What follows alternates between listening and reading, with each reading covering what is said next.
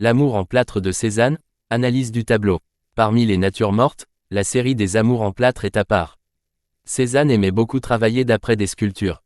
Jeune, il passa de nombreuses heures au musée du Louvre à peindre des nus antiques ou des œuvres de la Renaissance. Cézanne possédait dans son atelier un moulage en plâtre de ce petit puteau que l'on attribue au sculpteur Puget. Il le copia à de nombreuses occasions, réalisant des huiles, des aquarelles et de nombreuses esquisses. Mais c'est cette toile qui est la plus remarquable. Les audaces de composition et les effets de trompe-l'œil piègent le spectateur et conduisent son regard à suivre les lignes brisées d'une perspective faussée. Le thème du tableau lui-même jette la confusion dans l'esprit de celui qui le regarde. C'est une nature morte, certes, mais est-ce véritablement le sujet ? Toutes les lignes ne conduisent-elles pas notre regard à regarder derrière, autour même, de cet amour et à être alors plongé dans l'atelier du peintre ? Les fruits et les légumes semblent d'ailleurs négligemment disposés sur la table, l'une des pommes a roulé dans un coin, sur les murs des tableaux s'entassent pêle-mêle. Tout est là, comme si Cézanne avait saisi son atelier sans rien changer.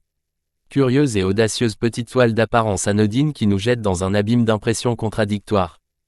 Si l'on observe bien cette œuvre, on peut déceler des pommes et une peinture de pommes, une sculpture et une peinture de sculpture.